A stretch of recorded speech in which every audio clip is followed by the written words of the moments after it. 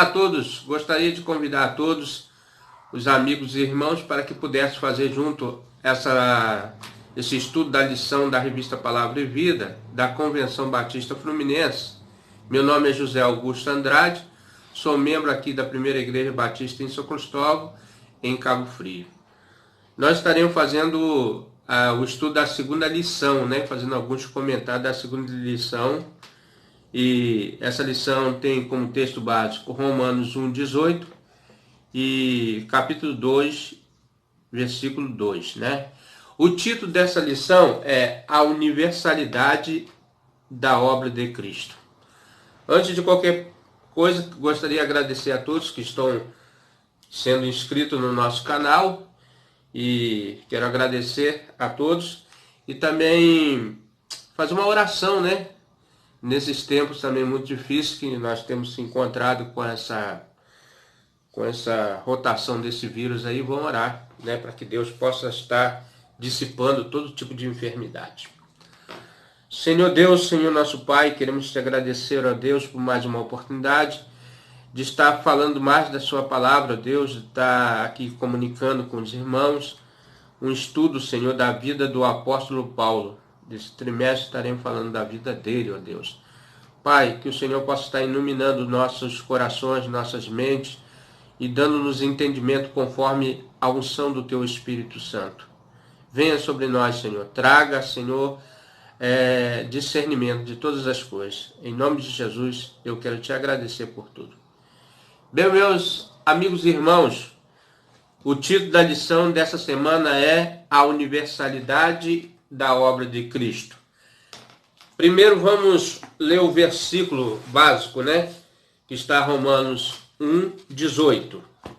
Diz assim: porque do céu se manifesta a ira de Deus sobre toda a impiedade e justiça dos homens, que detêm a verdade e injustiça, E também vamos ler o capítulo 2, versículo 12, que diz assim: porque todos os que sem lei pecaram, sem lei também perecerão, e todos os que sob a lei pecaram, pela lei serão julgados, Vamos falar de novo esses dois versículos, Porque do céu se manifesta a ira de Deus sobre toda impiedade e injustiça dos homens que detêm a verdade em injustiça. Porque todos que sem lei pecaram, sem lei também perecerão. E todos os que sob a lei pecaram, pela lei serão julgados. Irmãos, já partindo para a introdução, vamos aqui. Diz assim o autor, que, aliás, o autor dessa revista, irmão, é o pastor Isaltino, É o pastor Isaltino Gomes Coelho Filho, Só para os irmãos estar cientes. Quem escreveu? Pastor Isaltino Gomes Filho. Então diz assim: a universalidade da obra de Cristo. De muitas virtudes de Paulo, a maior foi tirar o caminho da situação de seita judaica e transformá-lo no cristianismo. A religião universal, a religião universal. O mérito é simples de Deus, que chamou desde o ventre. Gálatas 1:15,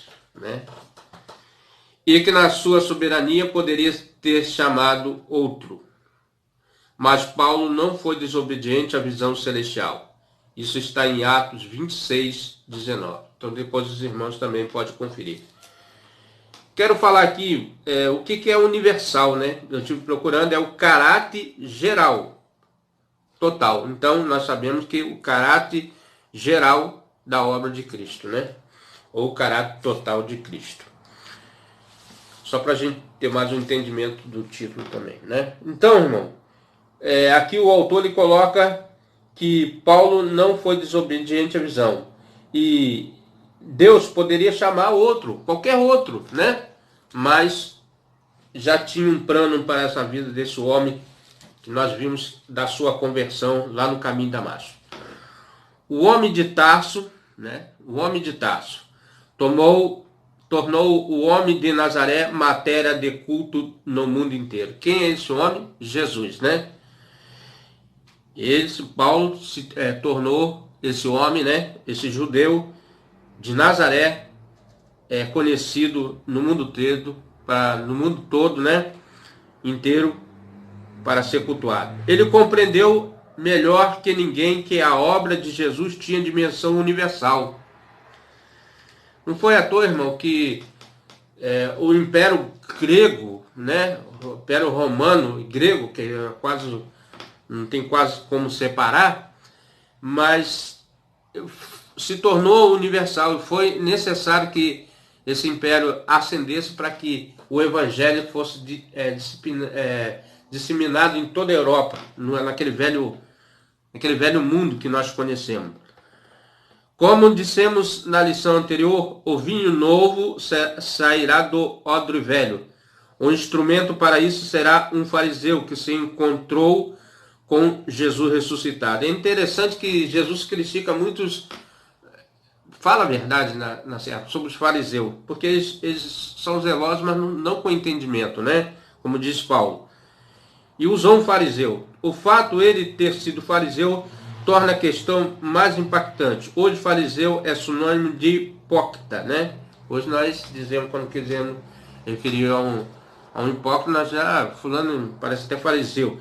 Por causa de Mateus 23. Depois o irmão lê lá Mateus 23, que vai falar sobre si. Que direciona nossa interpretação. Fariseu deriva de peritos, que significa abstinência e separação. Então, quer dizer, traduzindo, fariseu quer dizer abstinência, abster, né? E separação. Era um grupo mais fiel ao judaísmo, preso ao Torá, né? Esse grupo era fariseu mais preso ao Torá, à lei, né? Por isso que eles falam muito sobre a lei, né? Jesus foi criticado porque algumas, igual quebrantamento do sábado, né? Mas Jesus disse: eu não vim envergonhar a lei, mas sim cumprir, e cumpriu, né? E nós sabemos que ele cumpriu com morte e cruz. O fariseu não era hipócrita, mas alguém sério, zeloso pelo judaísmo, ó, com a mente dominada pela lei. Paulo, judeu ortodoxo, entendeu o evento Jesus como nem a própria igreja compreendeu no início, né? Realmente, quando ele começou a falar, mas não é isso aí que perseguia a igreja, né? Primeiro ponto, irmão, dessa lição. Inicialmente uma seita judaica. A interpretação, se eu não estou me equivocado aqui, a interpretação dessa seita é que era a igreja que estava surgindo falando de um defunto. Quem era esse defunto? Jesus, que ressuscitou. Nós vamos ver isso aí nessas lições, né? Quando Paulo fala, né, questionando sobre a prisão dele, e a autoridade fala referente a esse defunto, que se chama Jesus, né, que se ressuscitou. Quando Pedro saiu de Jerusalém, disputava com eles que era da circuncisão, dizendo: entraste em casa de homens circunciosos e cometeste com eles. Isso aqui, irmão, foi quando lá mandaram chamar ele, né? Ananias. Nós vamos ver isso aqui, está em Atos 11, 2 e 3, que ele foi lá e teve aquela visão daqueles corvos e Deus mandou ele matar e comer. Então ele falou: não vou comer isso, nunca comi coisa tal imunda. Mas Deus falou: não faça imundo aquilo que Deus santificou. E ele foi questionado porque foi lá na casa de Cornélio, né? Então diz assim: censurado pela igreja por ter entrado na casa de Cornélio. Aliás, ele dissera a Cornélio que não deveria entrar em sua casa e que trazia por causa de uma visão de Deus, né? Atos 11, 28. Quando o Espírito Santo veio sobre Cornélio e sua casa, Pedro e seus acompanhantes se admiraram. Atos 10, 45. Por quê, irmão? Porque a promessa da descida do Espírito Santo se cumpriu naqueles dias dos Pentecostes, e como se cumpriu lá no Pentecostes também, eles foram batizados com o mesmo batismo, né? O batismo do Espírito Santo. Os gentios também tinham direitos a espirituais. Assim é que eles foram batizados.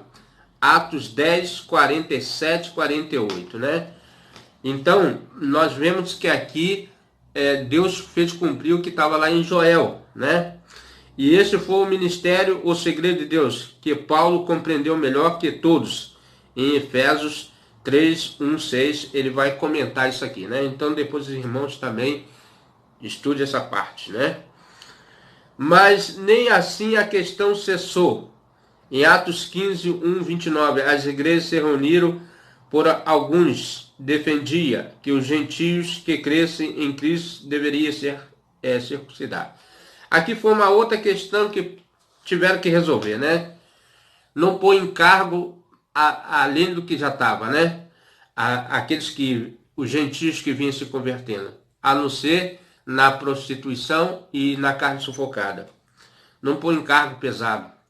Aliás, um dos motivos de Cristo criticar os fariseus é que eles ponham muitos cargos pesados em cima das pessoas e eles mesmos não suportariam, né? Reuniram porque alguns defendiam que os gentios que crescem em Cristo deveriam ser circuncidados. O caminho era uma seita judaica e quem entrasse nela deveria guardar o judaísmo. Ó, ele está falando que os cristãos, né, esse caminho, né, chamado de caminho, deveria guardar o judaísmo, né? Não era isso. Nessa ocasião, cedeu a ruptura e o evangelho deixou os limites estreitos que queria lhe impor. Foi necessário, né, irmão, romper ali com o judaísmo, porque eles queriam introduzir a lei dentro do evangelho, né? Paulo que lutou por isso, olha, né? 2 e 15, e já entender a questão muito antes. Desde a sua conversão, o Senhor dissera que ele fora escolhido para levar o evangelho aos gentios. Atos 9, 15. Então, os irmãos também depois podem ir pesquisando esse versículo que eu vou falando. E mais tarde, na sua mais dura carta, ele disse que a circuncisão, como rito religioso, anulava a obra de Cristo. Isso está em Gálatas 5, 2.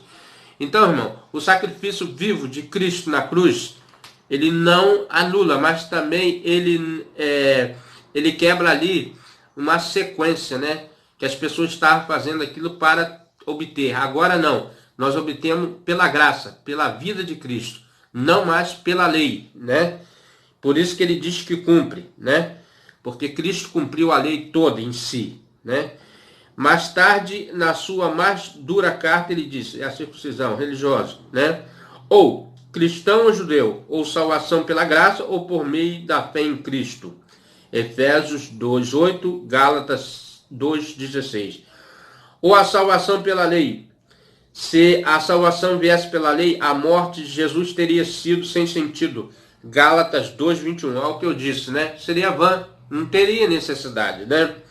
É bom lembrar isso, que vivemos em tempos em que alguns desejam restaurar o judaísmo em nossa teologia, símbolos judaicos, festas judaicas, estrela de Davi, quipá, o chapéu masculino judaico. A arca são trazidos para os nossos templos. Não somos judeus, somos cristãos. Então, irmão, essa introdução desses artefatos, né, desses símbolos judaicos, para nós não tem significado, porque nós não somos judeus, nós somos gentios e estamos na graça, né? Nós não somos diretamente ali o povo judeu, nós somos como enxertados na oliveira, né? Quem é a oliveira é de Israel, né? Nós sabemos disso. Não somos filhos do Sinai, e sim do Calvário. Olha só, o autor coloca. Nós nascemos ali naquele, né? Nada temos a ver com Agar, e sim com Sara, pois não somos filhos de Jerusalém geográfico, e sim de Jerusalém espiritual.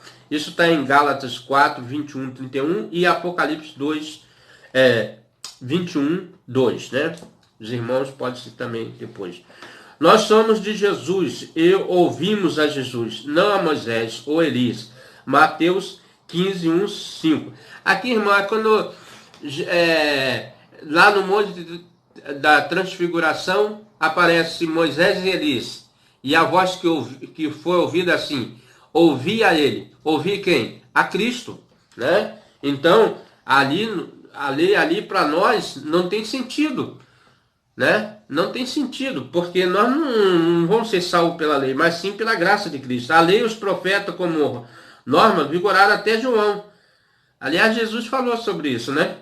E desde então vale o evangelho do reino. Lucas 16:16. E cantemos, eu sou de Jesus, aleluia, de Cristo Jesus, meu Senhor. Hino 401 do cantor cristão e 454 do HCC. Somos dele e não de Moisés. Não podemos voltar atrás, pois não somos daqueles que recuam na fé. Hebreus 10:39. Então, os irmãos veem aqui a diferença, né? A ruptura sendo rompida. Agora, o caminho é mais conhecido como cristão, né? O caminho que era aquele considerado a seita, né? Aquela seita, agora se torna uma fé genuína, né? Um evangelho eterno. E aqui ele coloca, né? Não podemos voltar atrás. Aliás, ele diz assim, não somos filhos de Moisés, né? E os judeus ele vangloriava, né, na lei, baseado nas leis, ser filho de Moisés. Por isso que ele questiona, nós somos filhos de Moisés, né? Temos Deus por pai, mas na verdade Cristo veio trazer o conceito de pai. O evangelho é para todos. Lembrando aqui, irmão, que a vanglória dos judeus era que a salvação só pertencia a eles, né? Mas não, o apóstolo Paulo fala, para o apóstolo, essa universalidade do evangelho, né? Com o direito da salvação do gentio, está predita desde o início da história da salvação, que começa com Abraão, como lemos em Gálatas 3:8. E ele era o homem que iniciaria esse processo na igreja. Obviamente, ele tinha consciência disso desde a sua conversão. O Senhor disse a Ananias que o recém-convertido Saulo era um vaso escolhido. Olha aqui, irmão. Esse Ananias, né? Era um discípulo de Jesus, né? E aqui foi quando a conversão de Paulo, e Deus falou para ele ir lá falar do evangelho, né? Orar e falar. E aí ele falou só, mas esse homem é isso, Senhor? Não, esse é um vaso escolhido. É um vaso para levar o meu nome perante os gentios, né? Já estava sendo escolhido. Isso está em Atos 9:15. Pedro, Tiago e João, líderes da igreja de origem judaica, reconheceram que Paulo era um homem destinado por Jesus para pregar o evangelho aos gentios. Isso está em Gálatas 2:7-9. E ele mesmo se declarou missionário dos gentios várias vezes. Romanos 11:13. E, aliás, vamos ler aqui Romanos 11:13, né? Para a gente ter um entendimento aqui, ó. 11:13. Porque convosco falo, gentios, que porquanto for apóstolo dos gentios, glorificarei o meu ministério. Vou ler de novo, né? Porque convosco falo, gentios, que porquanto for apóstolo dos gentios, glorificarei o meu ministério. Então ele já se destinava mesmo, né? Ser o apóstolo gentio. E 15:16, Gálatas 1:16 e 1 Timóteo 2:7. O ensino de Paulo é claro. Deus encerrou todos os homens, quer judeu, quer gentios, debaixo do pecado. Tanto o judaísmo como o mundo geral, os gentios, né? As outras nações, povos gentílicos, todos pecaram e todos estão separados da glória de Deus. Foi necessário o quê? A vinda de Cristo. O evangelho da graça, né? Em Romanos 1:18 e 2:12 e Gálatas 3:22, todos estão debaixo do pecado. Aliás, a Bíblia fala que não há um justo sequer, né? Então, disse, para que a promessa fosse de todos, a vantagem do judeu é que eles receberam os oráculos divinos.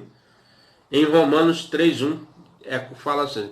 Os oráculos divinos, irmão, eu creio que seja a lei, né? Os estatutos, né? As regras.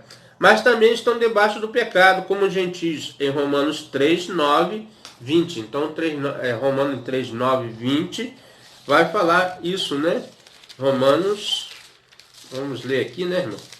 Vamos perder um tempinho aqui na palavra, mas nós vamos ganhar. Um investimento, né, na verdade. Vamos aqui. Ó, pois que somos mais excelentes de maneira nenhuma, pois já dantes demonstramos que os judeus como gregos, todos estão debaixo do pecado. Como está escrito, não há um justo, nenhum sequer. Não há ninguém que entenda, não há ninguém que busque a Deus. Então, irmãos, vocês verem que a palavra, ela sempre está falando, né? Não há um justo sequer. Nenhum. Então diz assim, judeus e gentios são pecadores. Romanos 3:23, né? Nós vamos ver aqui Romanos 3:23, que diz assim, porque todos os pecados destituídos estão da glória de Deus, né? No pensamento de Paulo, Deus é salvador de todos os homens. 1 Timóteo 4:10. Então todos nós, todas as nações estão debaixo do jugo de Jesus, né? Debaixo do senhorio de Cristo. O desejo divino é que todos os homens, não apenas judeus, sejam salvos. Deus não criou ninguém para a perdição, né? Deus sabe aqueles que vão ser salvos, porque Ele é onisciente. Mas Ele tem aquela esperança que, ao ouvir a voz do Espírito Santo, Ele entenda que ele também foi chamado pelo decreto, né? Para ser salvo. Isto é, a universalidade da obra de Cristo. Ele é o Salvador possível. Olha só, Ele é o Salvador possível para todos os homens. Todos podem ser salvos. Se a pessoa rejeitar, claro que ela não vai ser salva, porque Deus não vai obrigar ninguém a aceitar o seu filho, né? Mas, uma vez que aceitou, concordou que, através de Cristo, ele vai ser salvo. O Evangelho é para todos. Esse foi o segundo ponto. O terceiro ponto, irmão, é a universidade, sim. O universalismo, não. Aqui é uma pequena diferença, né? Universalidade e sim, né? Que seja universalismo, não. Dizemos Salvador possível para todos os homens, para evitar a confusão que a frase o Salvador de todos os homens traz. Ele é o Salvador possível para todos os homens, mas isso não significa que todos os homens serão salvos. Então há uma grande diferença aqui, né? Então, possa ser que você, crendo, seja salvo, né? A doutrina que assim afirma se chama universalismo, né? Ele ensina que todos serão salvos, porque a obra de Cristo na cruz redimiu os pecados de todos os homens, independente de que eles creiam ou não. Então, a diferença está aqui, nessa teoria, né? Universalismo, que crendo que todos os homens serão salvos, independente se ele crê, se ele obedece a Cristo ou não, né? Muitos tentam dar sentido a algumas declarações de Paulo, por isso que tivemos o cuidado na frase. Paulo deixou claro que não há salvação compulsória, né? Automática, não há uma salvação automática.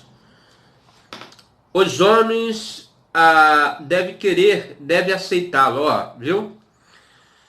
E em 2 Coríntios 5:20, isso vai falar sobre isso. Após dizer que Deus nos reconciliou consigo em Cristo. O que aconteceu, irmão? No pecado original do homem, né? Na desobediência, fomos separados da graça de Deus, né? Da presença de Deus. E o que aconteceu? Cristo reconciliou, né? Consigo mesmo essa bendita graça. E diz assim, ele pede que os homens aceitem após dizer que nos reconciliou consigo, 2 Coríntios 5:18, ele pede que os homens aceitem a reconciliação. A salvação é para todo aquele que invocar o nome do Senhor. Romanos 10:13. Então, Romanos 10:13 fala que aqueles que invocarem, aqueles que aceitarem, aqueles que quiserem a salvação, não é imposta, né? Não é por força nem por violência, mas pelo Espírito dele, né? Ao invocar é mais que recitar e dizer o nome, é colocar sob o cuidado do nome. Não é simplesmente, né, Jesus, não. É realmente estar no centro da vontade de Deus, é querer estar com Deus, né, com Jesus. É colocar sob o cuidado do nome. Aquele que se coloca sob o cuidado do nome, sobre todo nome será salvo. Há um nome que é sobre todo nome, que nós devemos ser salvos. E esse nome é o nome de Jesus Cristo. Não há outro. Não há outro nome. Fala-se em tantos santos e outras coisas, né? Outras religiões. Não. Só no nome de Jesus. Não há outro nome. Aquele que se coloca no cuidado do nome, sobre todo o nome será salvo. Não há salvação indiscriminada a todos. Ela vem por causa da obra de Jesus. Quer dizer, não é pelo seu muito, sua obra, né? Não, é por causa de Jesus. É oferecida e deve ser aceita. Haverá salvos e não salvos no dia final, conforme Jesus ensinou. Mateus 25, 34 e 41, né? Porque ele veio para os seus, mas os seus rejeitaram. Mas a todos quanto o aceitaram, foram feitos filhos de Deus. Por isso que os judeus daquela época rejeitaram. Em parte rejeitaram por causa de nós, né? Para que desse chance aos gentios ouvir a voz do evangelho também. E tendo recebido o seu evangelho diretamente de Jesus. Jesus veio e se manifestou, o verbo se manifestou em carne e vimos sua glória como a glória do unigênito Filho de Deus Pai, né? Então foi diretamente a obra de Jesus que fez isso. Paulo não entra em contradição com ele, mas apenas ressoa que o Salvador lhe ensinou. Todos podem ser salvos, porque Jesus trouxe uma salvação universal. Aqui que entra a palavra universal, né? Todos podem, todos que querem, todos que aceitem, todos que lhe obedecem, né? Minhas ovelhas ouvem minha voz e me obedecem, né? Não é só ouvir a voz, mas tem que obedecer, né? E Paulo proclamou ao mundo não judeu. Agradecemos a esse servo maravilhoso, o apóstolo Paulo, que trouxe naquele mundo antigo, né? Onde havia só um império dominando. Tempos difíceis também. Mas que esse evangelho atravessou o mundo e chegou aqui. E agradecemos a esse homem valoroso, né? O apóstolo Paulo também, por trazer essas recomendações, esses ensinamentos maravilhosos, que é inspirado por Deus, na verdade, né?